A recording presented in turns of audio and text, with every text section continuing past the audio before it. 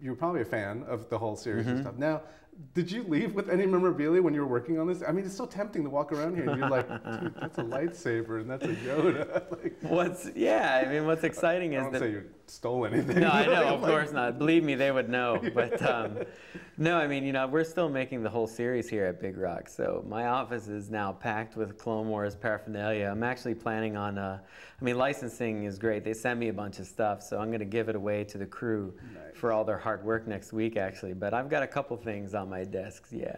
I saw that indeed. So the Clone Wars, for those of us who weren't that familiar with the story, how does this kind of fit into the whole like legend of the Star Wars phenomenon? Well, it's what Luke Skywalker talked with briefly with Obi-Wan Kenobi in A New Hope. He mentions that, you know, you fought in the Clone Wars. Yeah, your father was a Jedi Knight like me. Whoa, wait a minute. There's a whole war that preceded this, and I've just seen this movie. I didn't know there was stuff ahead of it. Now we're actually seeing that war. We left, you know, off at a point in Attack of the Clones where all the armies were made. And then we just saw the end of that war in Revenge of the Sith. So here we have an opportunity to start with a film that lays out some of the problems the Jedi are having, some of the problems that Palpatine is saying they have.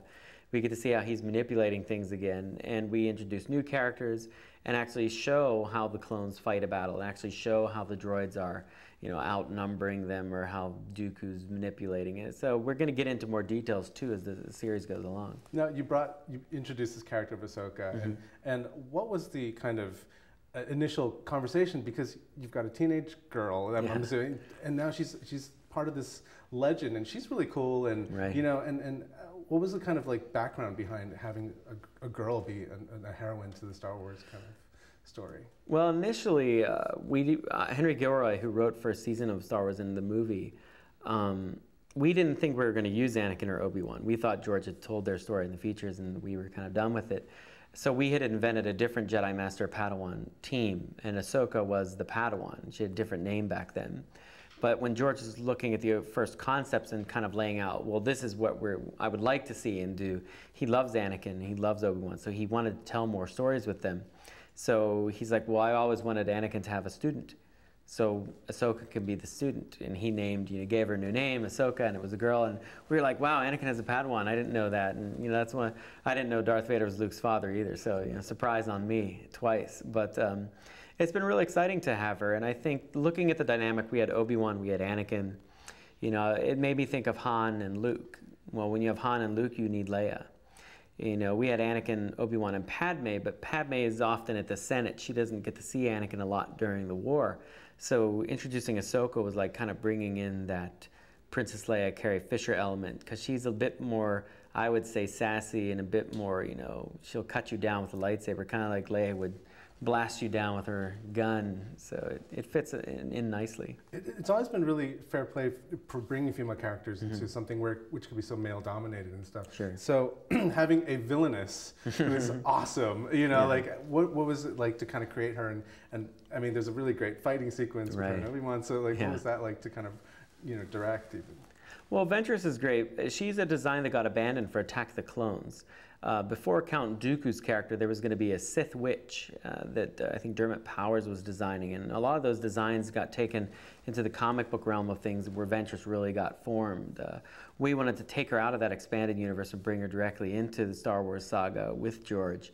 And what I liked about her instantly was that she's like a challenge for all these guys. I mean, predominantly, like you've said, we've seen a lot of male Jedi. So here we have this kind of seductress walking around, flaunting herself and her saber, daring Obi-Wan to cut her down. You know, so it's kind of like, you know, she's the apple almost, fallen from the tree. I like that dynamic, and for her to be vicious and cutthroat, to show that she's not, you know, some daisy walking around. And you know, and when she runs into Ahsoka, which happens briefly, she's so overpowering of this younger girl. So, you know, all's fair play for her. She'll, you know, she'll cut you down. It's good. I have to ask the last question then. Sure. Working with an office in Singapore, was it hard to coordinate with an Asian team? And what was it like working with them? And what was your experience in the end? It's been a very good experience, actually. The first year I went over there a bunch of times to talk with them directly. But anything with artists or anything with a film is collaboration. Whether they're, you know, in San Francisco and I'm up here in Marin, or whether they're in Singapore and I'm here. We have a great system for communication at Lucasfilm. I see them on video conference, we email, I call them on the phone. You know, I've gone over there and played soccer with them, which I think that really helped them a lot and get to know me. But it's been great. They have an incredibly hard work ethic over there, both at the Singapore studio and my CGCG studio in Taiwan. And you know, they have the same respect that we have for Star Wars here. They're big fans, we're big fans. And it's just all how clear you can communicate with them and how much you let them be a part of the creative process. So it's been a great experience and beautiful work that they're all doing. Thank you very much. Great. Really nice talking to you. Nice to meet you. Good to see you again.